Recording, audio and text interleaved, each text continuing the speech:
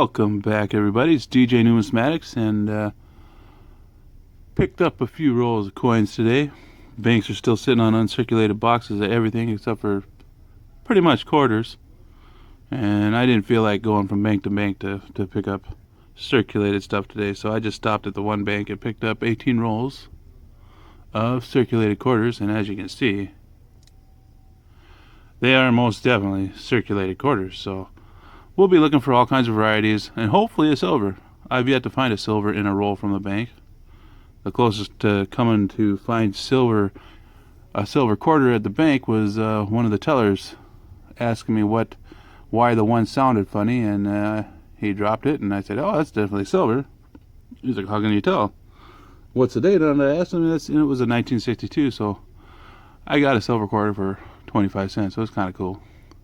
So if we don't find a whole lot of stuff in these rolls, I'll go back to the bank and pair this up with another hunt, because they do have the rest of this box there. So let's go ahead and crack into this filthy dirty ender. Well, I wasn't expecting a whole lot, but came across two of the bicentennials, one from Denver, one from Philly, and then 2, 4, 5, 6, 7 2009s, a mix of Denver and Philadelphia. The only one I didn't find was the one from DC. Otherwise, I'd have one from every one of the territories. And the best thing I think I found out of this whole hunt was this 1973 from Denver that's in really, really nice shape. These ones from about MS 65 to 66 plus. I do believe the grade wise, or price wise, is anywhere from, I think it's $12 at 65, and then to 67. I do believe a 67 is like $250, which I'd say this one maybe is pushing 64 possibly. If it wasn't for that little bit of scuffing on the front, I might even have it graded, but there's a few nicks and stuff on the front, not too terribly bad. And of course an MS67 plus would be about a $2,000 coin, which this is definitely not that close. So since I didn't find much, I'll be back tomorrow and we'll go through another 18 to 20 rolls. See you soon. Well, I'm back, and like I said, I was going to exchange those for some more. I got 2 extra rolls in the other day, so I got 20 rolls of circulated quarters to search, and the ends on these ones do not look as crusty as the last ones. So let's crack into roll number 1, and I'll bring you in on all the finds. See you soon. So I'm on roll number 10, and we got something. That would be a West Point quarter. Oh, I must have looked at the wrong one a minute ago. That is a San Antonio Mission West Point quarter, found in a circulated roll from the bank. They're still out there. Keep looking for them. And then I also, a few coins ago, found this. This is one of the ones I look for. This one's in pretty rough shape. It's a 1965, and on the back, this is the DDR002. Let me put it under my scope, and I'll show you what to look for. If you look on the back, these ones almost look like machine doubling, but they're not. It's got doubling here. You can really see it here on the A, the M here, the R, the E, I, and you can kind of see it here still on the C. It's pretty, let's see if I can get it to focus. There we go. On the C, it's pretty heavily circulated.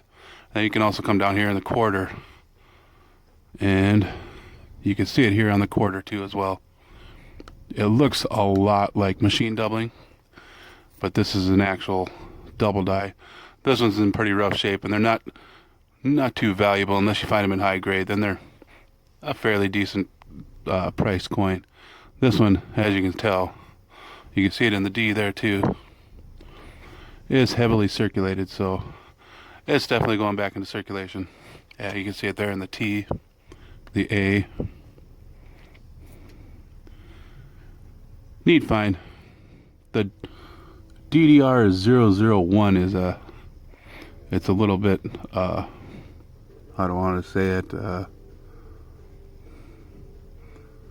what do I want to say here? Less dramatic of a double die, and it's worth a lot more, even in lower grades.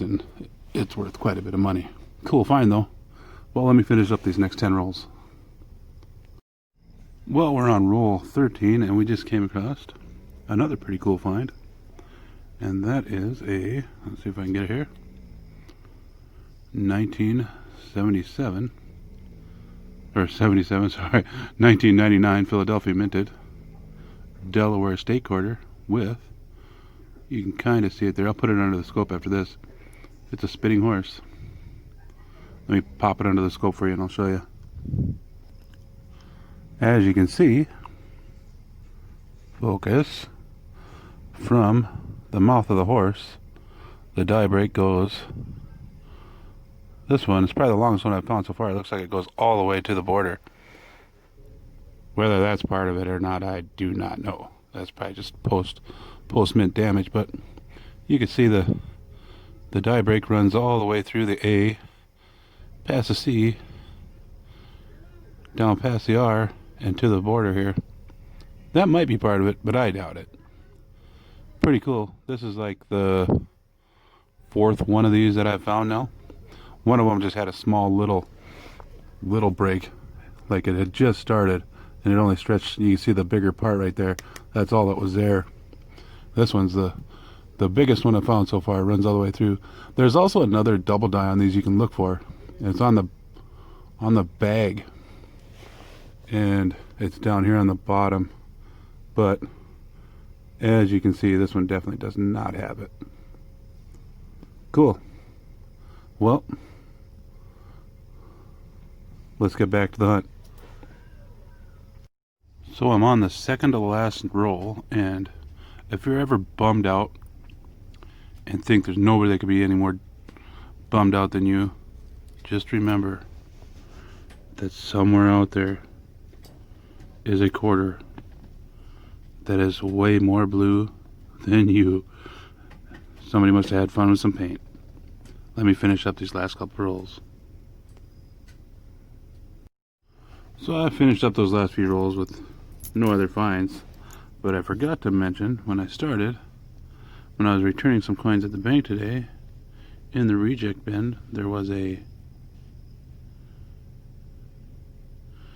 2005 Canadian quarter,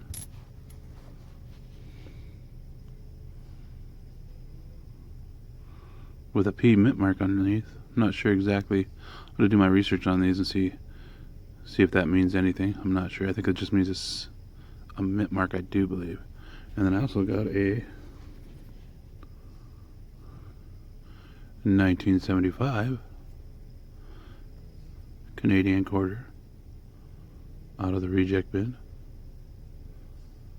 Being close to the Canadian border, we do find quite a few different Canadian coins and rolls and reject bins. So, and then for quarters, we had that stack of 09s from the previous hunt and the two bicentennials, and this hunt produced 5 more bicentennials, and I think I'll just keep a hold of that blue quarter for the days that I'm down, so I can look at it and know that it's a lot more blue than I am. And then we got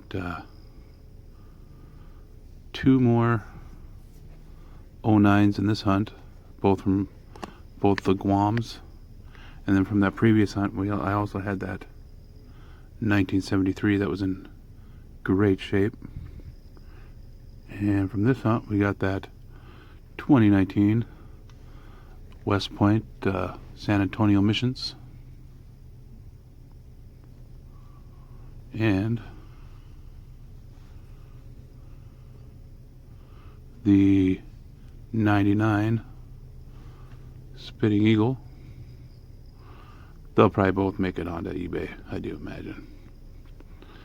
So, like always, I'll put a link up here for some of the coins that I find. Like I said, I put them on eBay, a lot of these. So, if you're interested in some collectible currency, I put a lot of stuff on there at fairly reasonable rates, and I try to be as easy to work with as possible.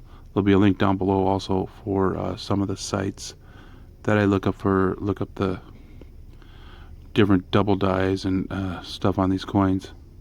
And I'm supposed to be getting 2 boxes of circulated nickels and 2 boxes of circulated pennies and a box of halves from a fella that stays at the place that I'm staying at and tomorrow. So I'm hoping we can do some full box hunts and do some album fills and upgrades in my nickel box hunt that I've been doing. So, thank you for joining me again. I'm DJ Numismatics, and like always, stay safe out there, guys, and happy hunting. Here we go.